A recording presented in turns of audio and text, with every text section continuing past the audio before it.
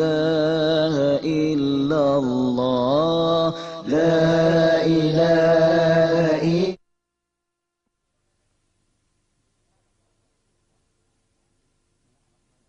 بسم الله الرحمن الرحيم.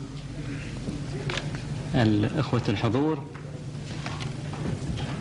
بالنيابة عن أعضاء غرفة تجارة وصناعة أبو ظبي أرحب بالشيخ أحمد ديدات مرة ثانية في الغرفة، ولقد تركنا له اختيار الموضوع، وسأترك الأخ بدر يقوم بالاشتراك بتقديم الشيخ أحمد ديدات. معروف لديكم، فلا أحب أن أطيل في الكلام، وأرحب به مرة ثانية وشكرا. تفضل بدر.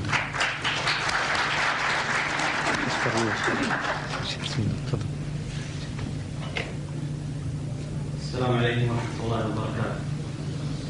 أسعد الله مساءكم أيها الأحبة في هذه الليلة المباركة. يسعدنا أن نستضيف الداعية الإسلامية الكبير الشيخ أحمد ديدات، والذي تفضل مشكورا بإتاحة هذا الجزء من وقته الجميل لكي يلقي الضوء على الإسلام في أفريقيا، والذي هو سوف يكون عنوان محاضرته لهذه الليلة. وبداية أشكركم على هذا الحضور، وأسأل الله أن ينفعنا وينفعكم بعلمه وما سوف يتطرق إليه. سوف يعقب المحاضرة فتح باب النقاش بالأسئلة، فأي من الأخوة لديه استفسار أو سؤال عقب المحاضرة يمكن أن يقدم ملاحظته حتى يسمع له السؤال. وأشكركم مرة ثانية، والآن فليتفضل الشيخ أحمد ديدات مشكورا. ونحب أيضا أن نشكر الدكتور عبد المنعم البلة الذي سوف يقوم بالترجمة الفورية. بالنسبة للأخوة الذين لا يتكلمون الإنجليزية، هناك ترجمة فورية باللغة العربية، ممكن أن يحصل على ترانزليتر على الشانل رقم 3، وفيه أيضا نشر الصورة. ونشكركم أيضا مرة ثانية، وتفضل الشيخ.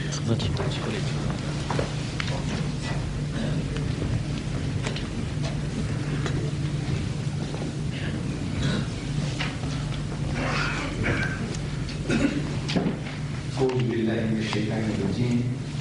بسم الله الرحمن الرحيم. هو الذي أرسل رسوله بالهدى ودين الحق ليظهره على الدين كله وكفى بالله شهيدا. صدق الله العظيم. Chairman and my dear brothers and sisters, Alhamdulillah, all praises to Allah, that Allah has made it possible for me to be here tonight. I'm very, very grateful to Allah. And I'm also very grateful to the Abu Dhabi Chamber of Commerce and Industry for gathering you all here at almost at a minute's notice. Yesterday around 1 o'clock, I happened to visit the chamber, and the young and energetic Vice President, Brother Muhammad Al-Utayba, is suggesting to me that I speak to the people, to the chamber. I said, okay. I was imagining that the people were ever ready. They were just around the corner and go to a small room or a hall and address them. I said, right. But he says, no, we'll arrange a meeting. I said, no. All the people together, all the members are thinking that they're all in the building somewhere along. Just call them. We want to organize a few days. I said, no, I haven't got the time. I have to leave tomorrow. I have to leave for Dubai. He says, no, you deliver a lecture in the evening. I said, in that case, I leave Monday morning for Dubai. Okay. So I agreed, and Alhamdulillah, I just can't believe my eyes that at a minute's notice, so many brothers and sisters can gather, to listen to the humble servant of Allah as I am. May Allah accept it. As soon as I arrived in the UAE, I read in the newspapers about another brother from Africa, from Tanzania, an ex-bishop of the Lutheran Church, Martin John Mwepopo, that's the surname. I'm saying that that brother from Tanzania, that ex-bishop, he has 3 advantages over me. It's yours, the Quran is yours, your guess. You won't get hurt. What are the advantages? Yes, brother? Ex-bishop. Number 1, that he was a Christian. Christian parents. No, that's the same thing. Christian ex-bishop, right? What else? He is a? Yeah, yeah.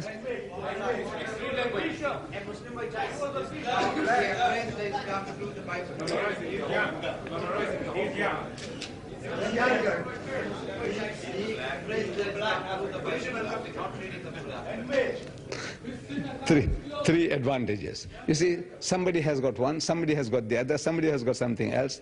3 advantages are, He became Muslim without reading Quran. mashallah.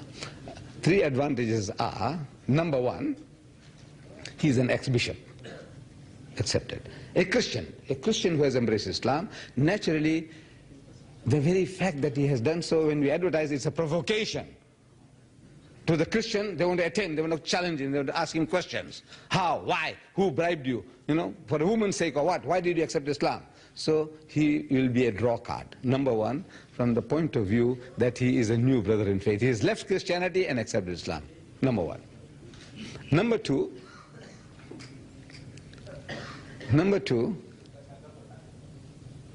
his color. His color. You see, his color in Africa is an advantage. Your color and my color, maybe it was very handsome, very beautiful.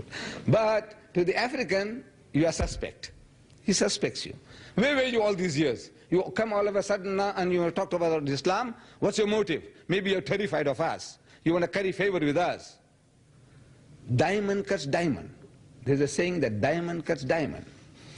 And we have a saying in the Zulu language that you need a sharper thorn to take out a thorn.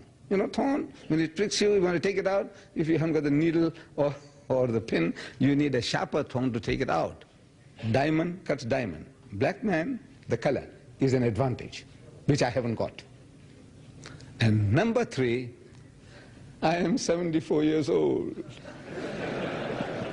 He's half my age. So he has got 50 years ahead of him.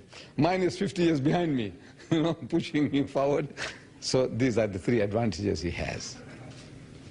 Alhamdulillah, I'm praying that may Allah Bari Ta'ala make somebody, encourage somebody, inspire somebody to send him over to South Africa on a lecture tour. Islam in Africa. An American historian by the name of H.G. Wells, H.G. Wells, W-E-L-L-S, Wells. In his book, The Shape of Things to Come, he says, Africa is a fair field for all religions. Africa is a fair field for all religions.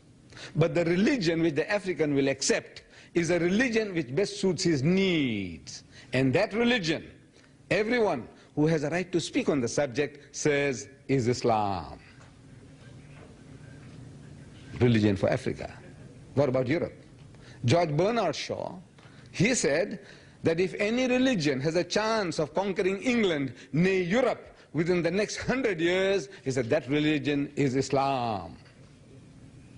Allah says, هو الذي أرسل رسوله بالهدى. He it is who has sent his messenger with guidance, وَدِينِ الْحَقِّ, and with the religion of truth, لِيُزْهِرَهُ عَلَى الدِّينِ كُلِّهِ, that it may prevail, overcome and supersede every other deen. كُلِّ وَكَفَى بِاللَّهِ شَهِيدًا. Another place, he said, وَلَوْ كَرِهَ الْمُشْرِكُونَ. Now mind how much the mushrik might not like it, this is the destiny of his deen. To master, overcome and supersede them all, bulldoze them all, whether it be Hinduism, Buddhism, Christianism, communism, Christianism, every ism, Islam is destined to master them all. And Allah says, وَكَفَى بِاللَّهِ شَهِيدًا, and enough is Allah is a witness to this fact that He's going to make His deen to prevail with you or without you. It's a privilege Allah has given us to serve His deen, to do the works of the prophets of God and earn a prophet's reward. We are not taking it. Somehow things have gone wrong with us. We are not doing our job. The Arabs, our ancestors, the Arabs, your forefathers, centuries back, they happened to be traders. In the sailing boats from these areas, they went out seeking the sustenance from Allah. Doing business, when you do business, halal rizq. So they went to India, they went to Indonesia, they went to Malaysia, they went to the east coast of Africa, they went to the west coast of Africa. And wherever they went, they took with them Dinullah. They were not missionaries. They were not missionaries. They were business people, but they were good Muslims. Their very lives were an attraction to people. My forefathers in India were Hindus. I come from the west coast of India, Bombay province, Surat district. In Surat, there is a river passing through, and your forefathers used to come there to do business, to barter their dates for our muslin cloth, our turmeric, our tamarind, and take it somewhere else and barter that for something else, business. But in the process, my ancestors coming into contact with your ancestors, finding them good human beings. They didn't know about Muslims, good human beings. So he said, look, we'd like to be one of you. He says, very easy, give your hand. So they gave the hand. Say the Shahada. So what's that? Say, La ilaha illallah Muhammadur Rasulullah. They said it, they uttered it. So you're a Muslim. From now on, you mustn't drink, you mustn't gamble, you mustn't do this, you mustn't do that, you mustn't eat the pig. So right. You must make salat. This is the house. So come, I teach you. This is how you make wudu. This is how you make salat. They converted us.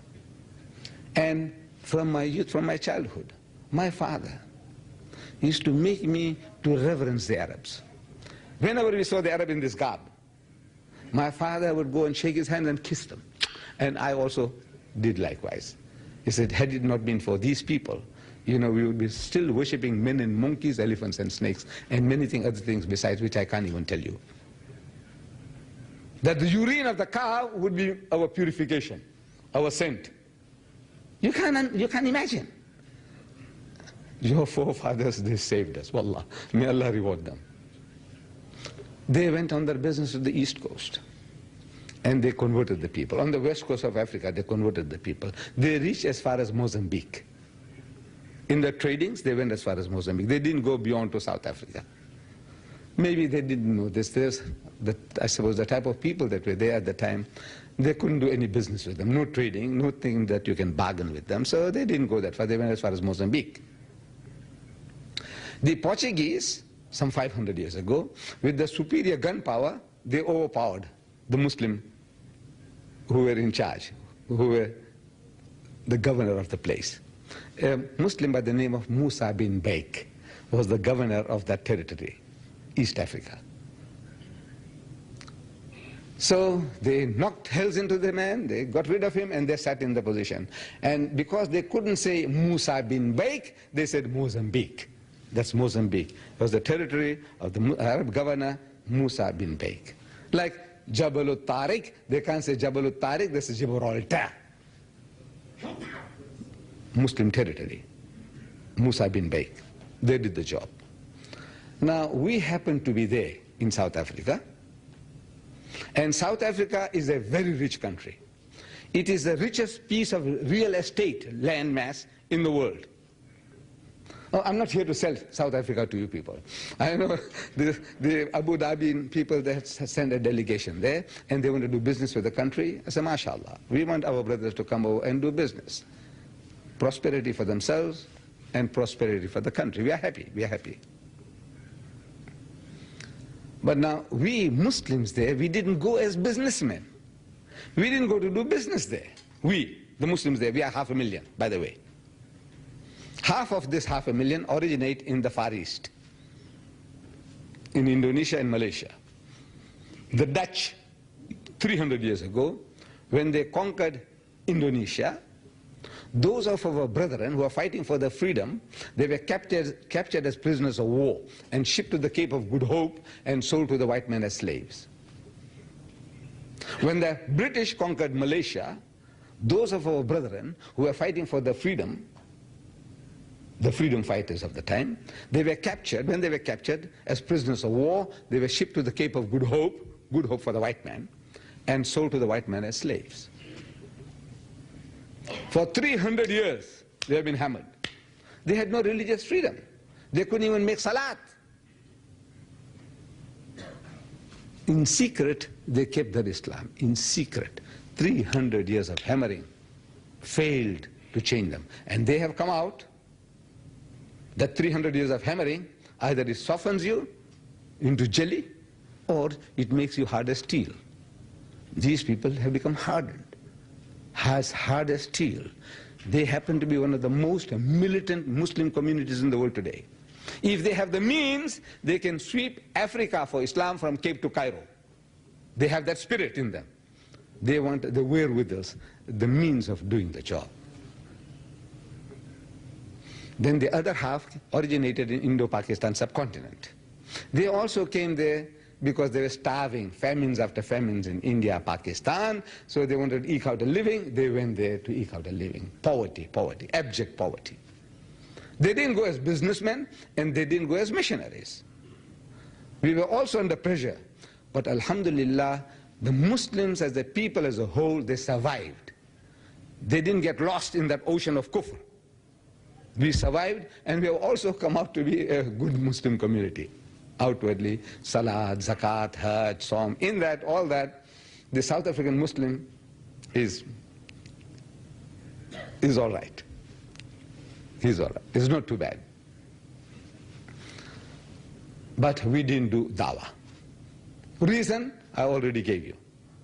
Under slavery, as a slave, the poor Malay or Indonesian, we call them all Malays now, he couldn't have told his white taskmaster, his slave master, boss, sir, you know, you're going to go to hell.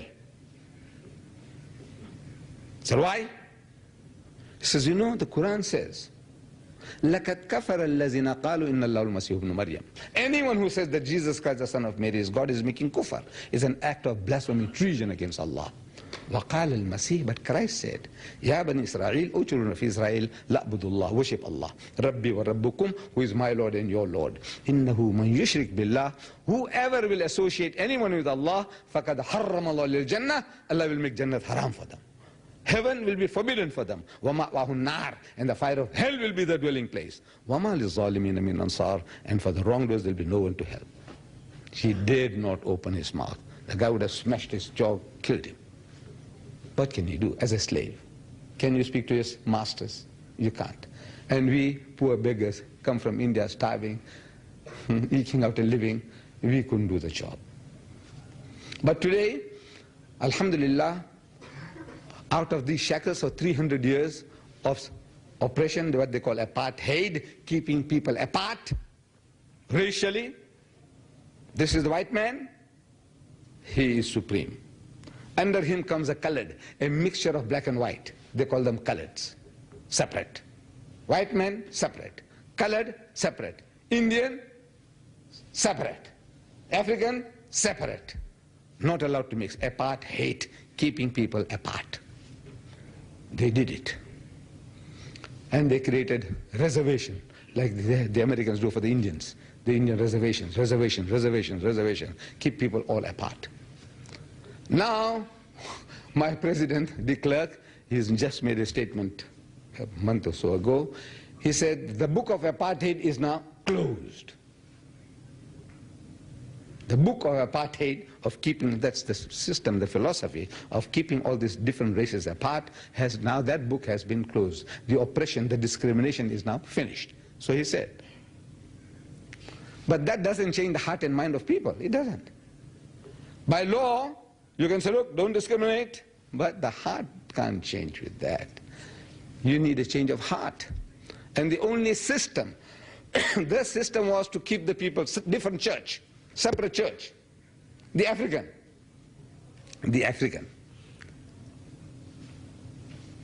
they did one thing great. The white man, in enslaving people, gave him the Bible in his own mother tongue.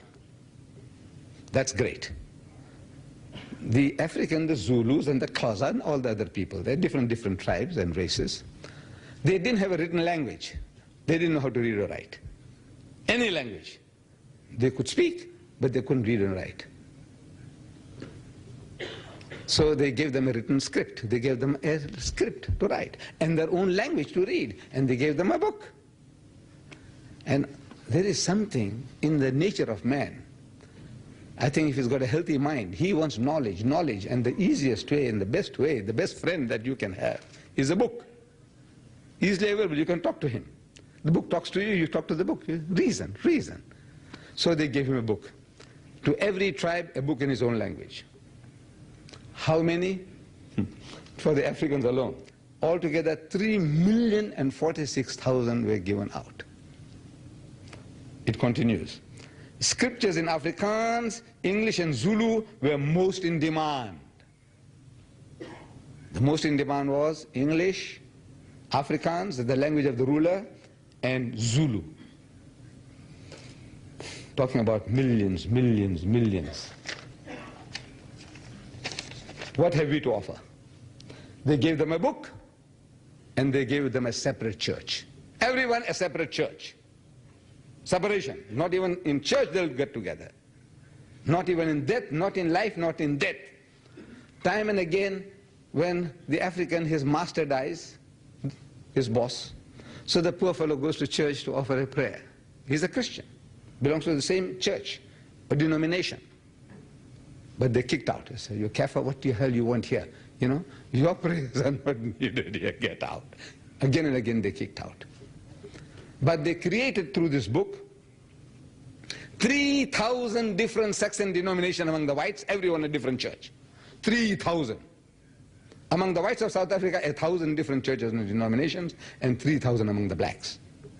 Linguistically, sectarianism, you say this is an Anglican, this is a Lutheran, this is a Presbyterian, this is a Jehovah's Witness, this is a Seventh-day Adventist, and on and on and on. 3,000 different churches have been created for them. Very beautiful way of ruling the people. They gave them a book and they gave them a church, a separate church. We have to offer people something.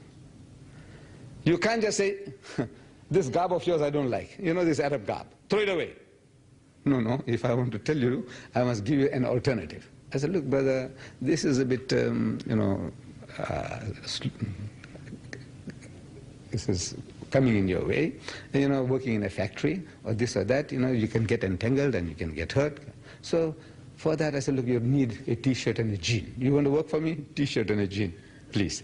You have to change for this. Or I have to give you an alternative. No sense in just saying, condemning something, this is no good, that's no good, that's no good. No. You have to give an alternative. They have got the Bible and they have got a church.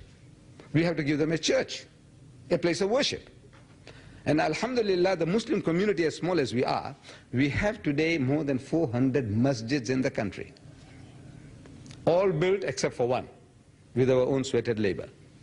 No help from the outside. We have done a beautiful job. I said except for one. All our own sweated labor. We have got more than 400 different madrasas, religious schools in the country. Our own sweated labor. We look after our widows, our cripples, everything, charity. We are doing a fine job. But now, the part of South Africa, the most dominant community in that country are the Zulus. And the Zulus happen to be 8 million strong. A cohesive community. They are really like the Quraysh in the times of early Islam. The Quraysh among the different tribes. This is Bani Kalb, and this is Bani this, and this is Bani that. Among all them, he says, Bani Hashim, and this is the Quraysh. We are the Quraysh. The Quraysh of South Africa are the Zulus. And there are 8 million Zulus. And my brethren, they want to come and do business with South Africa. The white man is opening the doors, mashallah. But now we will go automatically into that white man's camp. Automatically. because he is making the approaches. And if we don't have the presence of mind and get caught out, sooner or later that guy says, look man, the white man oppressed us for 300 years and now you come along and you're trying to take his place. It's not a very healthy situation. Unless we make him our brother. Give him something, man. And he's not asking you for charity, he's not asking you for money, he's not asking you for food. Give him deen, faith. Make him your brother. Make him your brother. And for that, we have just published 100,000 Zulu Qurans. 100,000. For a nation of 8 million. 100,000 sounds a lot. But for 8 million people who are on the verge of change, they're coming alive, alert to their power and their strength, 100,000 is nothing. The Christians are talking about millions and millions and millions. At the present moment, the South African government is now geared to give out 10 million Bibles. De Klerk himself, the government money, that means our money, our taxpayers' money, he is going to pay for 1 million Bibles alone from the taxpayers' money. And the rest coming from Britain, from the Bible societies, altogether 10 million Bibles are to be given out now. To change, to bring these people to move towards Christ. 10 million Bibles are being offered. I am only asking my brethren all over, I said now, especially in Abu Dhabi, I said I want 1 million of these. I don't want food, this, that. I don't want your business or I want to do business with you. I want you to do business with Allah. 1 million Zulu Qurans. This is only a portion. That's all we want for the moment. It's good enough. Time will come, my children's children, maybe they'll complete the Quran. But whatever is contained in here, we call it part 1, is sufficient for the man's needs. 1 million Zulu Qurans. I want my brethren to help me in trying to change the hearts and minds of people, so that we can benefit here, salvation here, as well as in the hereafter. We have no ulterior motive like the white man had. What he did was he gave them the Bible and took away the land. We don't want the man's land. We don't want his wife and children. We want nothing. We want to give guidance. So against the millions that they're sending out, and they're offering, the Christians are offering to us. They're offering to us, the Muslim, besides giving it to the others, a special offer is made to us. A Christian gift free to all Muslims. They're offering you free gift to all Muslims. Not to all Hindus, not to all the other Christians or the Jews, no. Free to all Muslims. What you have to do, here, at the back there's a coupon. Just fill the coupon. You have to say, make a statement, yes, I'm a Muslim, and I would like to receive a free copy of the Holy Bible. That's all. And the Bible is yours. The full Bible is yours. Allah has blessed us. Allah has blessed us. We can't do a little portion. They are prepared to give the whole Bible to you. And they have got the Bible for us, especially the Arabs. 11 different Arabic Bibles for you. It's hard for you to imagine. I couldn't imagine. When I saw the list, the scripture in many tongues, that's the name of a book, the scripture in many tongues, and I see examples there, 11 different Arabic Bibles. I was imagining that there's only one Arabic language, the language of the Quran, because we have one Quran, so Arabic must be also one. They said, no. These Arabs, they have different dialects. I didn't know that. And they have different scripts. He said, this is the Tunisian script, this is the Moroccan script, this is the Syrian script, this is for the Egyptians, this is for the Saudis. Different lahja, this is the street language, colloquial language of Egypt, this is for the Palestinians, this is for the people in the southern Sudan. 11 different Bibles they have for us. And they have translated the Bible into 2,000 different languages. For the Africans, what they have done, I will give you the list. Right.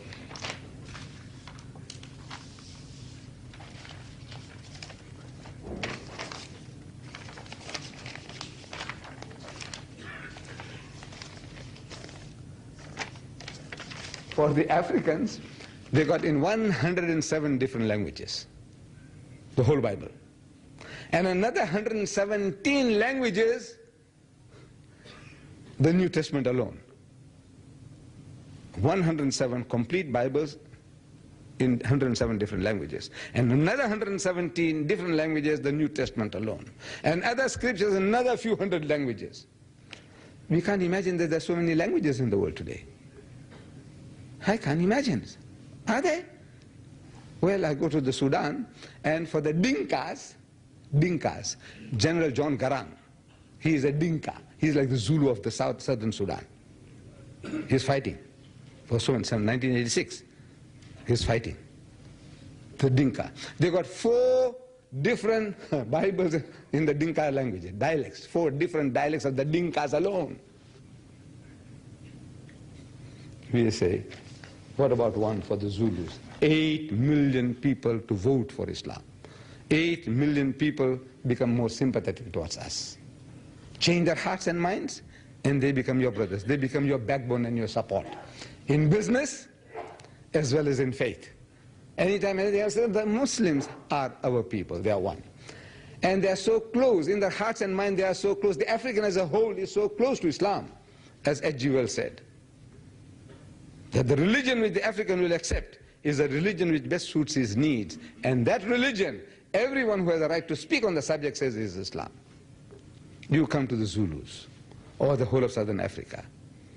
You ask them, you believe in God? I said, yes. Before the white man came, did you have a concept of God? He said, yes. What's his name? So the Zulus will tell you, Umvelingangi. Umvelingangi. Sounds like Wallahu Ghani. Umvelingangi. So you ask him, what is his Umvelingangi? What is he like? So he tells us in his language, he says, Nimzan, sir. He is a pure and holy spirit. He does not beget and is not begotten. And there's nothing like unto him. Say, have you been reading the Quran? So what's that? What's that Quran? Never heard of it. But he's giving you the translation of Surah Ikhlas. This is his belief. He said, why did you people have an image of your God? A caricature of your God? A statue of your God? He says, no. Couldn't you carve out of wood the shape of a man or an elephant or a snake? He said, yes. Or make out of clay the shape of a man or a woman? He said, yes. Then why didn't you do it? So how? How? That's his way of saying exclamation. How? He says, sir, how can you make an image of a spirit? And I have been boasting that south of the Zambezi, not a single African tribe ever worshipped images before the white man came. Not one. They all worship God. These Zulus call him Umvelingangi. The Xhosas call him Tiko. The Basutos call him Mudimo. Different name, but the concept, same. Islamic. But the white man made us to call them Kafirs. These are all Kafirs. These are enemies. Are they? To me, they are the true Muslims. Without the label. The concept is Islamic. I just go to Sudan. In April I was in Sudan. Now I have a sickness of learning languages. If I go to a new country, I want to learn the man's language. Like that, I can give you samples of 20 different languages.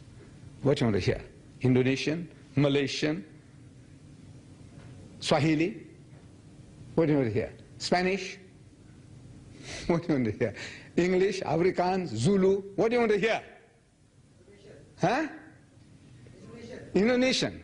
Tenggoklah tanganku dan kakiku, inilah aku sendiri, jamahlah aku dan lihatlah, karena hantu tiada berdaging dan tulang, seperti yang kamu lihat ada padaku. No. 20 years, 15 years ago, you see, the WAMI, World Assembly of Muslim Youth in Riyadh, they gave me a ticket to go to Indonesia. Immediately, it's right. I must learn the Indonesian. So I went and bought an Indonesian Bible. And I learned this, and I rattled it off. It's right. Now I can go along and communicate with the people easily. I said, look, this is a tribute I'm paying to your language. I'm making an effort to speak your language. So I win your sympathy. Same time, they gave me a ticket to go to Nigeria. 15 years ago, 1977, they gave me a ticket to go to Nigeria. That's right. So I got the Nigerian Hausa Bible in the Hausa language. And I learned. Guduba, Hanuana, Da Sawayana, Nineda, Kuina, Tabani, Kugansh. I learned it 15 years ago. And I want to go to Nigeria, so I can talk to the people more easily. Right. 15 years, I'm making an effort to go to Nigeria and I can't get a visa. 15 years, I can't get into Indonesia. But the capital I have acquired is there. The language, that's there.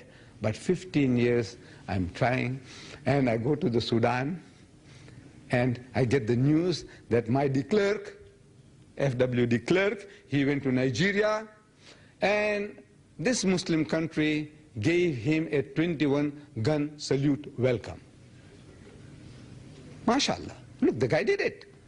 The oppressor, after 300 years of oppressing the black man, now he's welcomed, ahlan wa sahlan, better than that with 21-gun salute. They couldn't give the Queen of England 22-gun salute. Do you know that? The highest is 21. Did you know that? 21-gun salute. And he opened the doors. He opened the doors for all South Africans. From now on, so when I get the news, I rush to the Nigerian embassy in Khartoum, and I tell them, I say, look, I want a visa to get into Nigeria. We say, yes, we have just received a circular from the government that from now on all South Africans are welcome. That's right, give me a visa. So they gave me a visa. This is a photo stamp in my passport. Gave me a visa, and they put another stamp, say gratis. This is a VIP, very important person. You don't charge him anything. So they gave me the visa. So now I make a beeline for, after 15 years of effort, now I got it, man, in my hand, don't waste time. So I fly from Durban to London and catch a plane to Kano. I land in Kano. Get down from the plane, I make a beeline for the terminal building, I go inside, and I see the queue, I join the queue. But no, I'm a VIP. Maybe I also need a 21-gun salute. So an officer with those badges, he comes around and says, no, you come this side, come here, come, this side, stand here. I said, okay, where's your passport? So I gave it. I said, now he's going to expedite matters for me. I'm a very important person. So, after some time, they bring me a piece of paper. It says, you are a prohibited immigrant. I'm not an immigrant.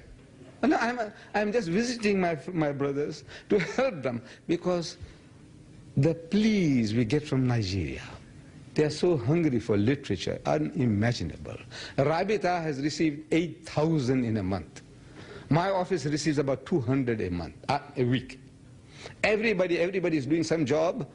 Dr. Mawiya Shunar is telling me, man, they're flooding us with requests. This man here, Mr. Buhari here, Amana Stores, he says they're flooding us. Wherever anybody is doing any job, they say, please, give us some literature, give us some literature. I said, right, let me go and start an IPCI there, in Nigeria, that giving book is easy, wallah. But postage, day by day, the way the postage is more than the book. And that's hurting, it really hurts. So I said, now publish it there and let them have it. That's my purpose in going to the country. So they said, no, you are a prohibited immigrant, and as such, they stopped the plane from taking off, pushed us back onto the plane. On a roundabout way, we went through Ghana and back to London, altogether 18 hours in the plane. Alhamdulillah. Now, I land in London. I promised the family I'll be gone for 2 weeks. And 2 days I'm back in London. All this trip took 2 days. So what to do? I phoned my friend Ali Ashrafa. I don't know, I keep on calling him Dr. Ali Ashrafa. I said, no, I'm not doctor, but somehow, he said, doctor. I said, no, I'm not doctor. I said, I'm Ali Ashrafa. I said, okay, Ali Ashrafa. So I said, Ya Akhi, I'm here now, what shall I do? He said, come here. I said, visa. So on arrival, you'll get it, inshallah. I phoned Dubai. He said, on arrival, you get the visa. I said, fax me the copy. Get it and fax it. They fax it to me in London. And I'm here because of that. They football me so hard from Nigeria that I come and fall in the UAE. This is Allah's work. Allah. So the African, his belief in God. He believes in God Almighty. Now these people in Sudan, I went there and I got the visa, but I got so much more than that, wallah, so much more. This is Allah's ways. He wants to teach me things, and I learned so much. Before going to Nigeria, to Sudan, again, the sickness of mine. I must learn the language of the Dinka, the guy who's fighting us. I want to speak his language. And I don't know if there is a single Sudanese who will recognize this language I'm speaking now. If there's a single Sudanese, I want him to say that he knows what I'm talking about. Say, apiat abasin, wiyakilik ith, apiat inunuk wik, tijal an, nasha jil, kedujil ashibu inunuk wik, kunalar ikabatuj inunuk wik. Any Sudanese recognize that? Any Sudanese? Well, in Sudan they didn't.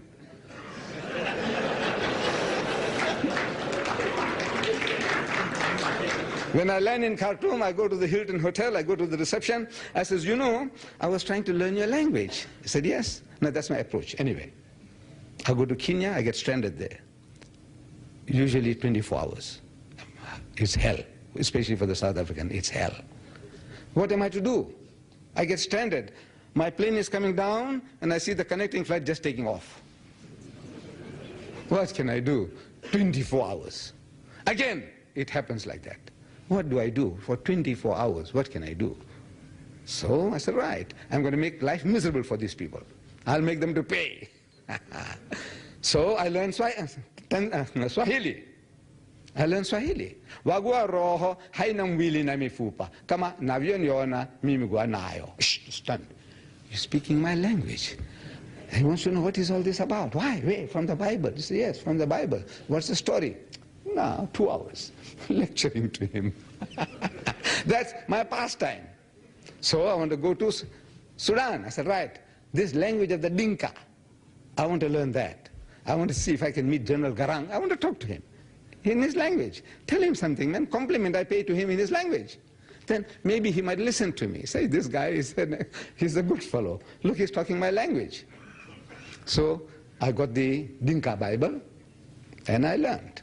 So I go to this reception. I said, you know, I learned your language. He said, yes. I said, listen. Say, apiat abathin, wiyakilik ith, apiat inunuk wik, tijal an, nasha jil, kedujil ashibu inunuk wik, kunalar ikabatuj inunuk wik.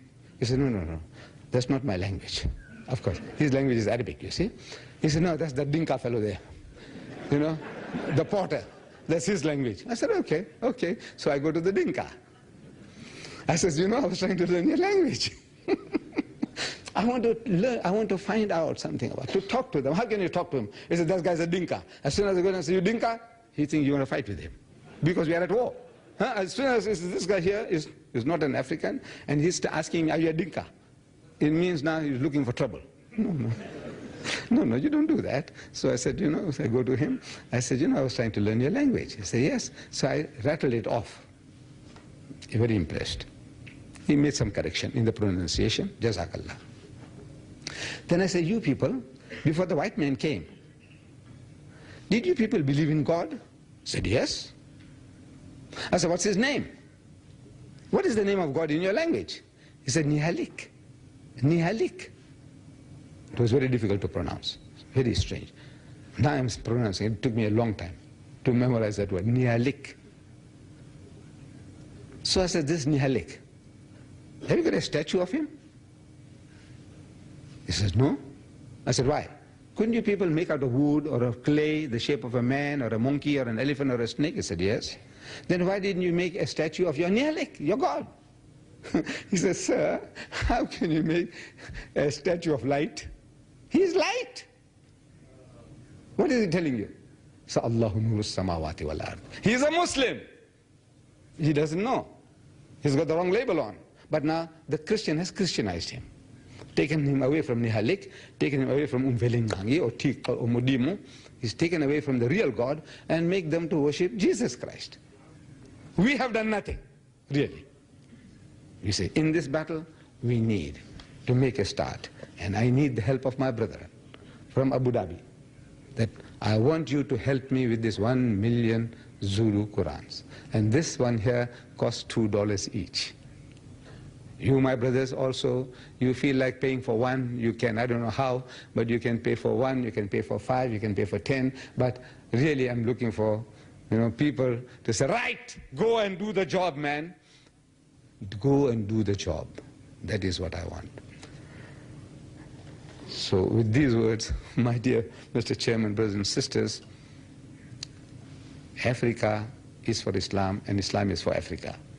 But the Westerner, he has exploited the situation and he has created monsters for us in Nigeria, in the Sudan, everywhere they have created monsters for us. In East Africa, the non-Muslim African is told that these Arabs are slave traders.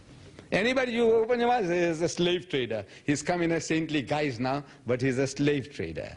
He is an exploiter. He's this, he's that. We have to learn to change the hearts and minds of these people, make them our own. Wa akhiru da'wana alhamdulillahi rabbil alameen.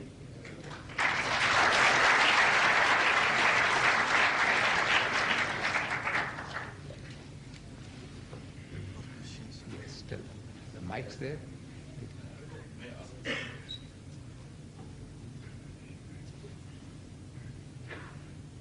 عندما بعدناهم سووا استحضار النقاش في هناك ميكروفونات موزعه حول المقاعد اي اخ يرغب في ان يطرح سؤال ارجو ان يرفع يده حتى نعطي فرصه هذا هو الامكان والاخ اللي يبغى الميكروفون قدامكم من سبب الوجه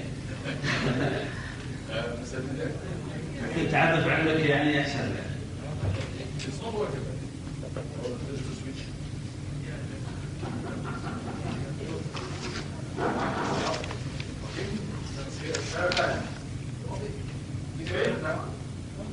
It looks like... I can speak loudly. No. ينون عربي؟ No. نعم. لحظة هو اللي بيسأل. Just I hope that your disease in learning language would come to Arabic. Not in only reading Quran, but in speaking language, just to take more benefit. Why? Have you any medicine for not learning Arabic? You have a disease of learning language. No, I have developed that. The question was, actually it's a comment, a suggestion, that if I have this disease of learning different languages, what about Arabic? Because I can't speak Arabic. That's a fact. That's a fact, is I can't speak Arabic. But for this job, I have done a homework. For this job, what I'm doing. Why I don't speak Arabic, there's a big story. Why? What happens? Why is it that all the known Arabs, they can read the Quran, the Hafizul Quran, they can recite like Basit, but they don't understand one word. Why? Then, if you are an Arab, I'm going to put it around your neck, that you are responsible for all that. But that's a different story. I wanted to go to America. It's when I was going to America in 1977, somewhere around there. I said, right, what new language can I learn? You see, that's how what new language can I learn? So I'm thinking, Americans speak English. Maybe the Red Indians also speak English. So I said, yes, I might meet some Arabs there, Arab Christians. So I went and bought the Arabic Bible. And I learned Arabic from the Bible. And I show you how useful it is. I learned it. Right, and I go to America. I'm lecturing city to city, and there is a lull in the program. So they suggest to me, for a little holiday, you can go to Canada for a weekend. I said, okay. So I go to Canada, and they take me to Hamilton, Niagara Falls, and to Hamilton University. And if you are there, I said, what about a talk? I said, right. So they arrange a lecture in a hall like this at the university. At the end of the lecture, question and answers. That's my usual thing. I love to answer your questions. You see, I don't want to push things down people's throats and run away. All right, I give you a fighting chance to come back. So, question time. Question from the top there. From the speech, I can make out the guy's an Arab. And from his question, he's a Christian. From his tongue, he's an Arab. And from the question, is a Christian question. So I answered him. Another one, again the same fellow. This one, again the same fellow. That Arab won't let go. He loves the Muslims so much. So when everything is, the thing can't carry on forever. When the meeting is closed, the guy still comes up to me and starts arguing with me. Still, he won't let go. He's an Arab. He's a fighter. So I'm asking him, I said, you Arab? He said, yes. I'm a Christian from the Lebanon. I said, you know Arabic? He said, of course. He said, that's my mother tongue. So I said, go, man, you don't know Arabic. Now this is what is called intellectual judo. See, I have done judo when I was young. I did boxing, wrestling, judo. Now I want to do an intellectual judo. You see, judo means I use the opponent's strength against him. You use his strength to overpower him. That's judo, you see. The Japanese gentle art of judo. So I'm trying intellectual judo. So I'm telling him, go, man, you don't know Arabic. I'm provoking him. He says, you mean to say you know better Arabic than me? I said, no. I'm ashamed to say that I'm a born Muslim and I don't know Arabic. He said, what do you mean? I don't know Arabic. I said, you see, you read the Bible in your own mother tongue, in Arabic. Right? He said, right. But I said, you are understanding the exact opposite of what you're reading. He said, what? I said, you see, you're reading there in the book, thou shalt not commit adultery. But you are understanding, thou shalt commit adultery. So what? What you take me for? What am I, a zombie, a loony? What? I said, no. Don't get angry. He said, I'll prove it to you. I will prove it to you. That this is what's happening to you. You read the book, and you understand the exact opposite of what you're reading. So what you're referring to? I said, you see, Jesus Christ, I'm now giving him reference. Jesus Christ, when he went to that upper room where they had the Last Supper, he knows everything what I'm talking about. It's a clear picture, mental picture he has of what I'm talking. When he went to that upper room where they had the Last Supper, before his alleged crucifixion, he goes in and he wishes his disciples in the Hebrew language, Shalom Alaikum, same as Salam Alaikum, peace be unto you. And when he said peace be unto you, his disciples were terrified. I said, I want to know why were they terrified? Because when you meet your long-lost master, your uncle, your grandfather, the Arab and the Jew, they'll embrace one another, kiss one another. That's your practice, you Hebrews and Jews, Arabs and Jews. But the disciples of Jesus, they were terrified. That's what the Bible says. So I want to know why. Because you should be happy, you meet your master. But they're terrified. He knew his Bible. So he said, you see, they were frightened. Luke tells us, chapter 24, verse 36, that they were affrighted, means they were frightened because they thought he was a spirit. I said, that's the right answer. They thought he was a spirit, he was a ruh, he was a ghost, he was a spook. That's what they thought. So they got frightened. So I'm asking, did he look like a spirit, a ghost, a spook? Your Lord Jesus, did he look like a spook? He says, no. Then I said, why should they think the man is a spook when he didn't look like a spook? So he's puzzled. So I said, look, I'll help you. I'll tell you why. You see, the disciples of Jesus, they had heard from hearsay, people talking, that the master was hanged on the cross. They had heard from hearsay, people talking, that he had given up the ghost. In other words, his spirit had come out, he had died. They had heard from hearsay, people talking, that now he's dead and buried for 3 days. A man with such a reputation, when you see him, you expect him to be stinking in his grave. The only thing, he must be a ghost or a spook. So they are frightened, terrified. So Jesus wants to assuage their fears. He's telling them, Unzuru ila yadayya wa rijlayya. He says, behold my hands and my feet. Inni ana huwa, that it is I myself. He says, Hussuni wanzuru, he says, handle me and see. Fa inna ruha laysa lahu lahmun wa izamun. For the spirit has no flesh and bones, as you see me have. So, if I have flesh and bones, in that case, I'm not a spirit, I'm not a ghost, I'm not a spook. Is that what it means in Arabic, in your language? If a spirit has no flesh and bones, then if I got flesh and bones, in that case, I'm not a spirit, I'm not a ghost, I'm not a spook. Is that right? Is that right? In other words, it's telling you that the body that you're seeing, it is not a translated body, it is not a metamorphosed body, it is not a resurrected body, because the resurrected bodies get spiritualized. So who says so? I said, Jesus. Who says so? I says, Paul. And I quoted and quoted. I learned the Arabic of the Bible, sufficient for my needs. The other reason why I can't speak Arabic is a long story. Please forgive me for not wasting your time further on that. Yes. Yes, my son. Wa alaikum salam. In fact, it is not the language for linguistics, it is the language for planning and strategy for a Commonwealth of Islamic Propagation Center.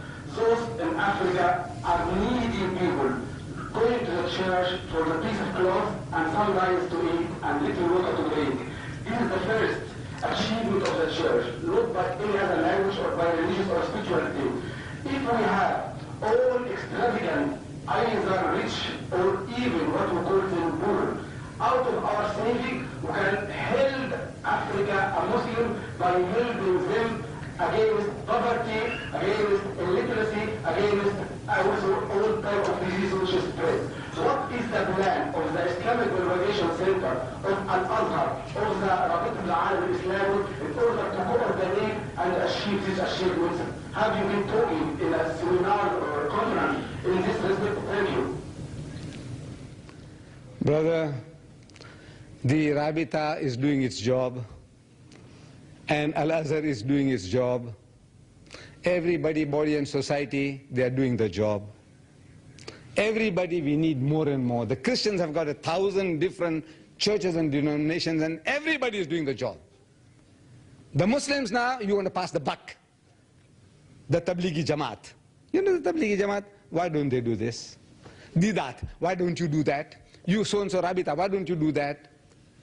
This is a very easy way out for all of us. We are cowards by nature, all of us. We want to pass the buck, pass the responsibility onto somebody else. I am not interested in this body, that body, that body. I am interested in you. 90% of my people, the Muslims of the world, are doing nothing. 90% are doing nothing. They are all armchair critics. I want you to get involved. Don't start looking for excuses, passing the buck to Al-Azhar. They have their faults. They have the shortcomings. Everybody seems to have some shortcomings. Me too, I have my shortcomings. But I want you to all get involved, and for that, get my books, these booklets of mine, to arm yourself against this Christian onslaught. Right throughout the world, they're stealing our children. They are boasting today that they have perverted more Pakistanis into Christianity since independence in the previous 100 years of British rule. They have perverted 1 million Bangladeshis, more than what they ever did in the previous 100 years. They have done it since independence. They have perverted 15 million Indonesians into Christianity, and by the turn of the century, they are promising that they'll make Indonesia a Christian nation. Every sign shows that they will succeed. Now, I want to arm my brothers how to defend yourself against this Christian onslaught. There are so many other shortcomings. I said, look, there are different people doing a different job. You might choose a role to help the community in some other field. You might be a black belt karate expert. So it's right, I want to teach everybody karate. It's right, with my blessings, go and teach everybody karate. Get the young men and teach them karate. Every Muslim, once a guy has got the hat, nobody will ever touch you. He said, this guy may be a black belt karate expert. Everyone, this is your uniform. Everybody's got this humble topi. He said, hey, don't touch him. Don't touch him. Like the Japanese. You'll be terrified to touch a Japanese. Why? Because the reputation, karate. Out of how many million Japanese, how many know karate? A handful. Do you know that? But the reputation, the Japanese, if you just, you want to fight, and you shiver in your pants. You know that? Reputation. What is your reputation? What is our reputation? We are like punching bags. Everybody's attracted to come along and practice on you. Huh? The shit on your head. That's our reputation. I said, look, you, my brother, and anybody else, I want you. What are you prepared to do? Forget Al-Azhar, forget the Rabita, and forget IPC. What are you prepared to do for Islam in this field? That's all. Next question.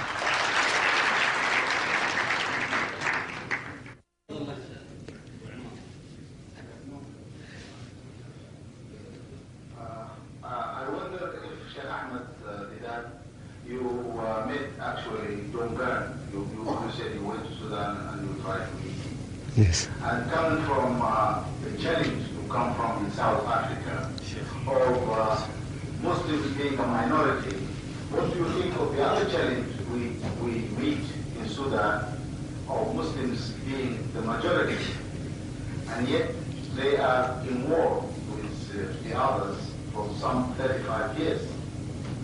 And also, coming from Sudan as you did a few months ago, what do you think of a Muslim minority party like the National Islamic Party coming to power in a country like Sudan through a coup d'etat and then butchering and torturing its political enemies, Muslims and everybody else, you know, and trying to sort out the problem of the South through violence and through war?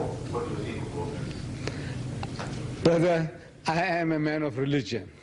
I am a da'i, a propagator of Islam. I am not a politician. But that doesn't mean that I can't make suggestions to you all. About the rights and wrongs of this party and that party, I don't understand. I have to go and study in depth, you know, the different parties, what they're doing, what not, what is legitimate, what is not legitimate. That is not my role.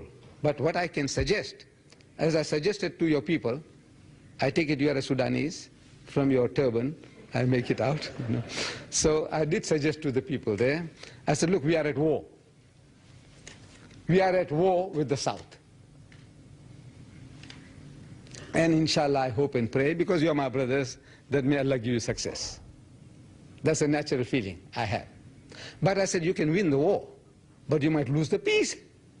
Peace you will not lose. So I said, to win the peace, you have to win the hearts of people. Change them, make them your own.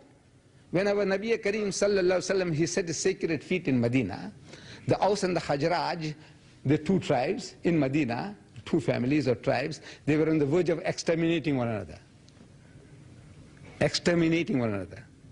Our Nabi Kareem sallallahu alaihi wasallam, he set his sacred feet in Medina and he gave them hablillah. Allah says, وَأَعْتَصِمُوا بِحَبْلِ اللَّهِ جَمِيعًا وَلَا تَفَرَّقُوا إِذْ كُنْتُمْ أَعْدَاءً فَأَلَّفَ بَيْنَ قُلُوبِكُمْ فَأَصْبَحْتُمْ بِنِعْمَتِهِ إِخْوَانًا. He says, and remember, وَكُنْتُمْ عَلَى شَفَا حُفْرَةٍ مِّنَ النَّارِ, and you were on the brink of the pit of fire. فَأَنْقَذَكُمْ مِنْهَا, and Allah saved you from it. I said, right, we are also on the brink of the pit of fire. We want to exterminate one another. So now, I said, now we have to learn to talk to the person. We have to learn to talk. Have you learned a word you can utter in his language? A word, can you say salams to him in his language? Peace. Can you? And I found my Muslim brothers, not only in Sudan or all over the world. Same sickness. We are an arrogant people. Now I have to tell you that. We will not learn the language of the native. You don't want to learn his language. You haven't done it, and you won't do it. The white man comes from 10,000 miles away, and he masters the native's language, and he writes a book in his language, and he gives it to him. They have the Bible in 40 different Sudanese languages, southern Sudan. 40 different languages. And 4, I said, for the Dinkas alone. 4 different dialects of the Dinkas. I didn't know all this. I'm learning, reading a book, Sudan, the Christian Design, by some Hassan Makki of Khartoum. I'm asking there in the Sudan, anybody has got the book? I go to the Islamic bookshop, the book is not available. Anybody? Nobody. You haven't read the book. The Buddhists, they are respectable people, respectful people. They respect human beings. The Buddhists, amazing. Now I'm asking, I said, look, these people are there with you. Have you learned to say good morning to him in his language? The Chinese, you want to say good morning to him in his language? the pig eaters, the wine bibbers. You giggle. It's a giggling thing. In Singapore, I said, the guys are ruling you now. It was a part of Malaysia. I don't know whether you know. Singapore was Malaysia. When the British left, they left that system of democracy, counting of heads. And they counted the heads. There were more Chinese heads than Malay heads. So the Chinese came into power. There are now over 2 million, and you are 500,000, the Malays. And till doomsday, you can never catch up. For every 10 Chinese that are born, only 2 Malays are born. So you don't even work hard enough in that field. Damn it all. I said, you have no chance, no hope. Have you learned to say good morning to him in his language? No, it's a joke. I said, look, the guy's going to rule you for eternity, man, till Yawm al-Qiyamah. At least learn to say good morning, learn to live with him. No.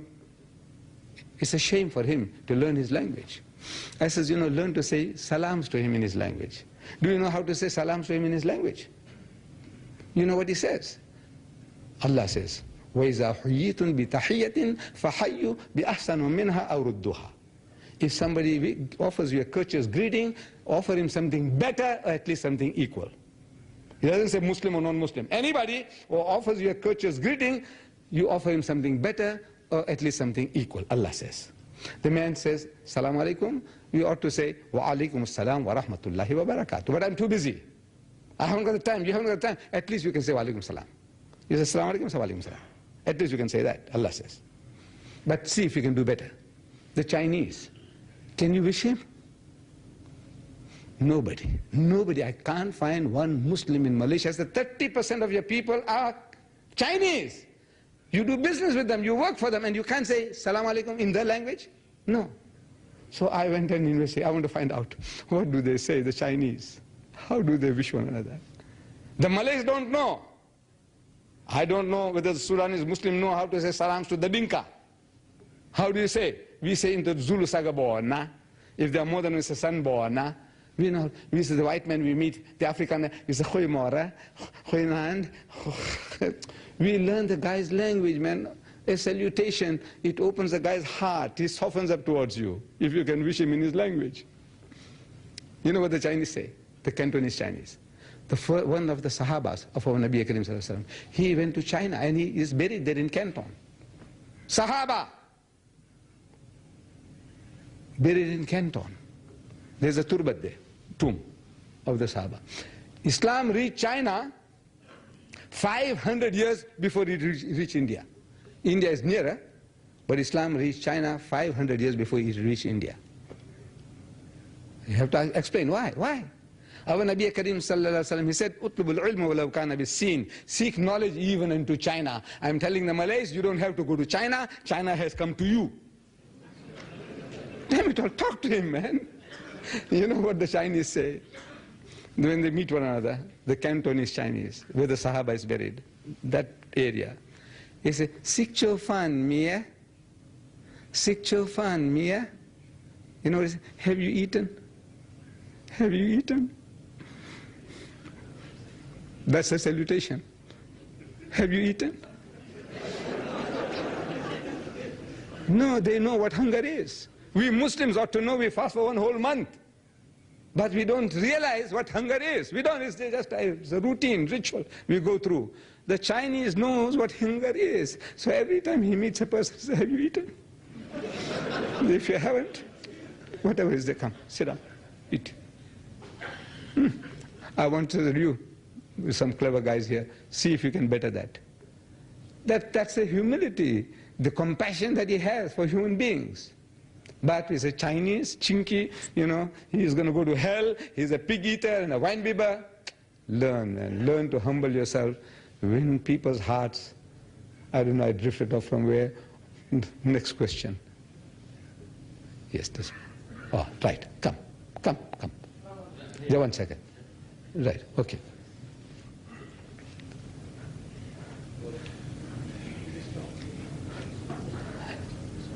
Basically, you have asked us to do our job. You're doing your dawah, and you have asked us to do our job. Now, basically, what I think about it is that I don't have either the knowledge nor the organization to do such a thing. Now, for yourself as an international Muslim, you're not South African Muslim, you're an international Muslim, you're a well-known figure. don't you think guiding the people, organizing, planning, doing something like international societies, not political, just looking after Muslim matters, in organizing people like us, and I'm sure you will have great support. Yes, you see, the ideal is great. That's my wish, my ambition. I want to help the whole Muslim world. But how? See, when I started about 30 years ago, I started with £3.5. There was no government or public, anybody, nobody backed me up. £3.5. I don't know how many riyad dirhams is that. I started the IPC, £3.5. And I struggled and I struggled for 30 years now. And I have been going around, I said, look, I want to publish the Quran. People make promises which they don't keep. They tell me, it's all right, inshallah, we'll send it over. I go and print the Qurans and I get into trouble. In the neck, I go around begging, say, please man, my neck is under the guillotine, please save me. That's my full-time occupation. I print books. 100,000 now. It started with 5,000. I started 10,000. Then I did 50,000. And I did 100,000. And I have reached now 500,000 books. Huh? Go on, man. Go on. Spread them out. Spread them out. I'm doing what I can. Then I'm offering my services. I offered my services to the Qura University. I said, every year, 1 month, I come and give you free of charge. Teach you people, your students, comparative religion. Here, this talk is entertainment. You know that. How many of you will go along and carry on what I'm telling you? Something is a good entertainment. Good talk, maybe you learn a thing or two, but nobody really is going to go out and do the job that I want you to do. So I said, now get the guy at the university level. At the university level. And now teach him. Teach him for a month and set him on the road. Medina University, 1 month. I'm offering all the universities of the world. Islamabad, I said 1 month. Use me. Here, you want me for a month at your university? I can talk to your students for a month and put them on the road. Let them do the job. Al-Azhar, a language difficulty. But if they are English-speaking people, I said 1 month. Nigeria, I'm now offering to the Nigerians. I can't get in. I said the Nigerian students, university students, come along. I give you a free course. Free airfare, boarding, lodging, and I give you training. Go back and do the job. But we are 1,000 million Muslims in the world. One Ahmad Deedat, 74-year-old machine, how much you expect from him? But still, as long as I'm alive and fit like this, I'm prepared to serve. But there is a limit. There is a limit. What we need is people to say, right. You see, people are too proud. When I go along, I'm offering my services, they want to know, what diploma have you got? Which university you went to? I says, no, I didn't go to any university. Disqualified. No, that's it, sir. What can I do? I got no certificates. You want me to go back to school and start acquiring certificates, diplomas? No. I said, look, brother, whatever I got now, let me give it, what I got. I did it in the Sudan. I did something in the Sudan. I set them on the right road, inshallah. I go to Sudan, I go to the university, Islamic University bookshop. I look for books about Sudan, the Christian design. Have got it? I said, no. A Quran in English translation, got it? I said, no. An Arabic Quran, got it? I said, no. What have you got? Islamic University bookshop. I look around, I found this book, Islam in Africa. That's the title of this evening's talk. Islam in Africa. I didn't start with that, wasting time about the book and all that. Islam in Africa. I opened the book. What is it? An attack on Islam, calling our Nabi all sorts of names, as bad as Rushdie or worse than Rushdie, there, sold by the Muslims. Islam in. I paid £850 for that book. Don't get terrified. It's like 850 cents, American. Sudanese pound. 850 pounds I paid for that. You work it out. How much it is. I paid for it. I bought the book. What else? Nothing. I go next door, Bible house. They're side by side like this. Bible Society. I go there. That's right. What Bible have you got? He said, what do you want? I said, you got an Arabic Bible? He said, yes. English Bible? He said, yes. Southern Sudan language. Say, yeah, what language, what Bible you want? I said, the English Bible? How much? He said, 15 pounds. That's like 15 cents. 25 Americans. Pound sounds so much. British pound. You know what it is worth? 5 pounds. 15 pounds. That's 25 American cents. I said, right, we buy. How many? By the cases. Buy case lot. How much a case? 24 to a carton. So right, we buy 2 cartons. I'm thinking that, man, if we have this interest money, you know, riba, that rubbish, buy the Bible with that money and dump them in the Nile. For every dollar you spend of riba, you're spending his 10. For every one you lose, he's losing 10. And this riba is shit money in any case. Man, throw it into the Nile. Come on, look, there was a war, man. If you do a job, look, even with that rubbish money, with that manure of yours, you can drown that fellow. But it doesn't occur to anybody. However, we bought 2 cases. What am I going to do with the 2 cases? What am I going to do with the Bible? Take them home? Because they're cheap? No. I had a course for the students, university students. I said, now write you. I gave them 1 each Bible. I said, this is the Holy Bible. Right? Yes, this is that Holy Bible. I said, what do you call it? Yeah, Sheikh, what do you call this? What would you call it? Injil, yes. That's what they said. I said, what do you call it, you Sudanese? He said, Injil. I said, right. Now I said, now what you do? Come on, come on. First book of the Bible called Genesis. Open it. So they open. Everybody. Got it? Find chapter 19. Got it? He says, got it. I said, verse 30. Got it? He says, got it. I said, right. Read. So he reads 2 verses. I said, next one. Come, read. Continue. That's Injil. Shh. You're getting horrified. Wallah. It is so easy to deal with the enemy. This book here, this is the Scud missile he's throwing at you, pushing it down your throat. You now reverse this, send it back to him. And I tell you, I gave them few references. Genesis chapter 19, verse 30 onwards. He speaks about Lut alayhi salam and his 2 daughters. Night after night they seduce the father and they have sex with the father and they beget bastard children from the father. Lut alayhi salam. Astaghfirullah. Chapter 35, verse 22. I say, open, see, right, read it.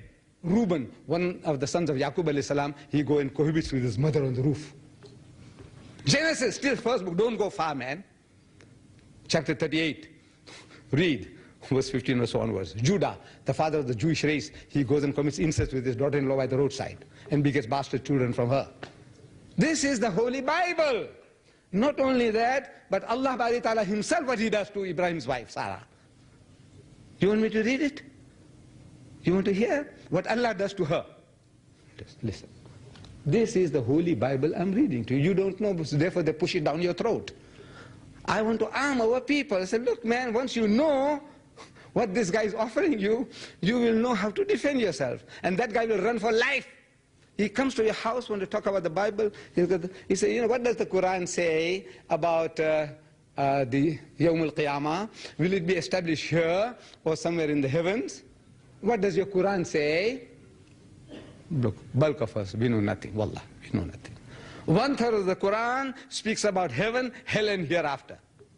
How many of us are equipped? Do you know where will this earth, the new world will be established? Where? Here or there in heaven? Where? What does the Quran say? I said, look, my brothers, don't enter into that.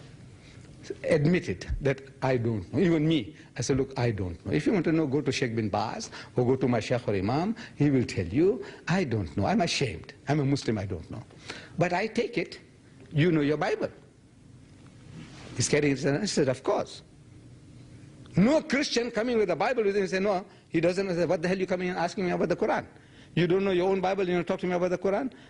He says, yes, of course. He said, can I have a look? Take the Bible, open Genesis chapter 19, verse 30, ask him to read it. And please explain to me what these daughters are doing to the father. Huh? Genesis chapter 35, verse 22. He said, look what the son is doing to his mother. Huh? What this father-in-law is doing to his daughter-in-law by the roadside. That guy will never darken your door. And he'll be so terrified of Muslims. The Muslims, leave him alone. Let's look for a Hindu or a Buddhist. He'll never come to your door. I said about God, Allah bari ta'ala, astaghfirullah. Let's see what he does to Sarah, what he does. I'm only reading, to save time. I don't want to call one of you to come and read. But I'm reading Genesis chapter 21, verse 1. Don't go far. Genesis, first book of the Bible, chapter 21, ayah number 1. And the Lord means God, Rabb. And the Lord visited Sarah, like you go and visit your girlfriend. No, I'm reading. And the Lord visited Sarah, and as he had said, he had promised her that I'm going to come and see you again, next year, this time. This is a long story, a few chapters before you learn that Allah bari ta'ala, astaghfirullah, and 2 angels came to visit Ibrahim on the way to destroy Sodom and Gomorrah. They came to visit him. So he was standing outside a tree, under a tree, and he sees these 3 persons coming. So he's very happy, visitors coming, in the desert, his house, lonely person, ahlan wa sahlan, and then he says, wash your feet, and he sacrificed a fatted calf, and he told his wife, gave her some flour, and says, with some butter, make some buns, and they said, prepare the table. So they prepared the table. They sat down to eat. And Allah and the 2 angels, they ate. The buns and the beef, they ate. Allah tells in the Quran, almost the identical story, but it says that 3 angels came. And Ibrahim a.s. did all this. And they sat down to eat. And when they sat down to eat, like Ibrahim a.s. would say, Bismillah, get started. So everybody around the table starts eating, except the 3. They are just watching, staring at Ibrahim a.s. and the others. And Ibrahim a.s. is terrified. You come to my house, I prepare the table, and you're not eating, you must have some evil intention. Maybe to abduct my wife or to kill me, steal my flock, what? Why did you come? He's terrified. So the angels apprehend the fear. So they say, we are the angels of the Lord, and this is not our nourishment. That's what the Quran says. The Bible says, not 3 angels, it's the 2 angels and God. They came, these 3, and they all ate broiled fish and honeycomb Now, he's telling Ibrahim, he says, in the Bible, he says, this Sarah, woman of yours, I'm going to also give her a son. And Sarah is listening from behind the tent. So she giggles, laughs. Me, an old woman, and this husband of mine also finished now, old crop. What am I going to have a son? So she laughs. So the Lord says, God says, you laughed. He says, no, I didn't. He says, yes, you did. Argument between Allah and Sarah. So he said, look, next year, this time, I am going to come along and give you this child that I promised you. 9 months' time. So he comes after 9 months. This is now 9 months' time. He comes, returns. Allah comes again. Astaghfirullah. He comes. And the Lord visited Sarah as he had said. And the Lord did unto Sarah as he had spoken. He did to her what he had spoken. Said, I'll do to you, he did it. And Sarah conceived. Instead of Lord and Sarah, let's talk about Samson and Delilah. And Samson visited Delilah. Look, it'll be easier for you to swallow. The Christian. Or Swaggart visited Murphy, Barbara Murphy. And Swaggart visited Murphy, as he had said.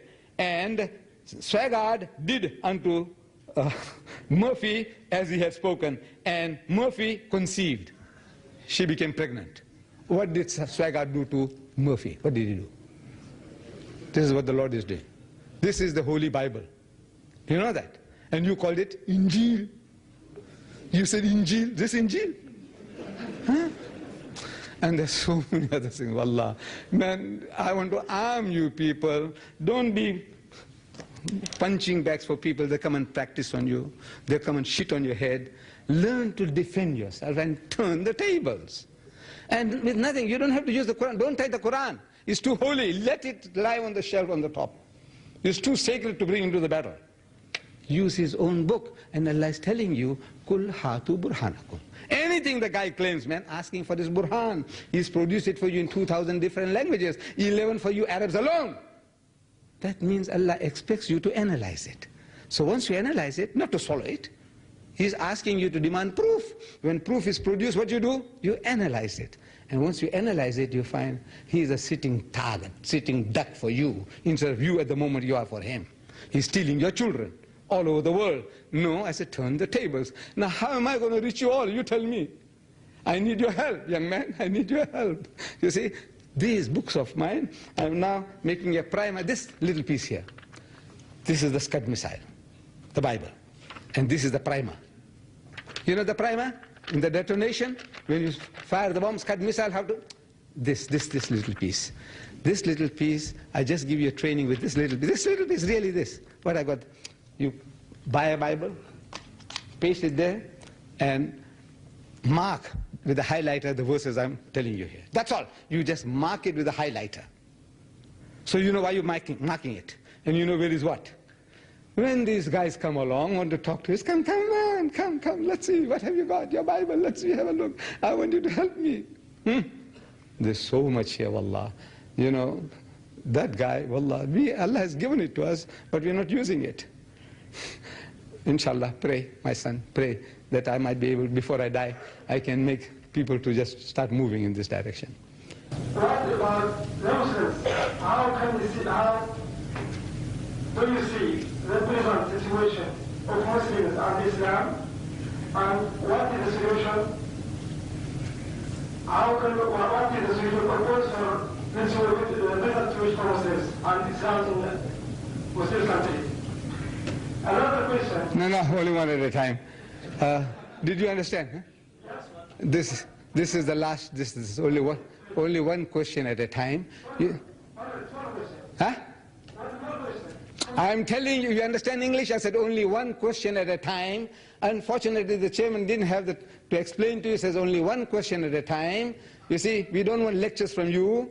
Only one question.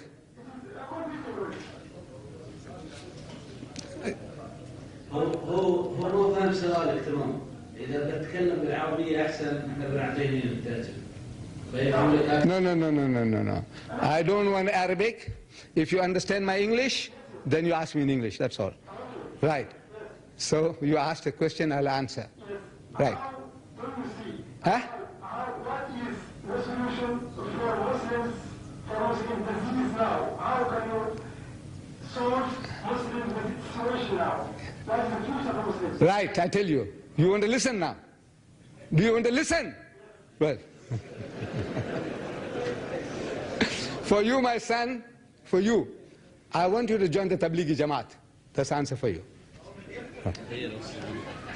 You join the Tablighi Jamaat, inshallah.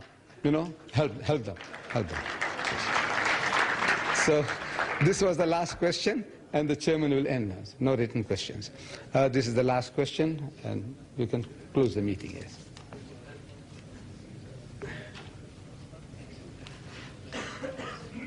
ختام هذه المحاضرة الطيبة نشكر بالنيابة عنكم فضيلة الشيخ أحمد ديدات على هذه المحاضرة القيمة، ونسأل الله أن ينفعنا معكم بما سمعنا وأن يوفقنا في أن يجمعنا مرة أخرى في هذا المكان، وأن يطيل الله بعمره حتى يجمعنا في مرة أخرى ونلتقي معكم جميعا، ونشكر لكم في الوقت.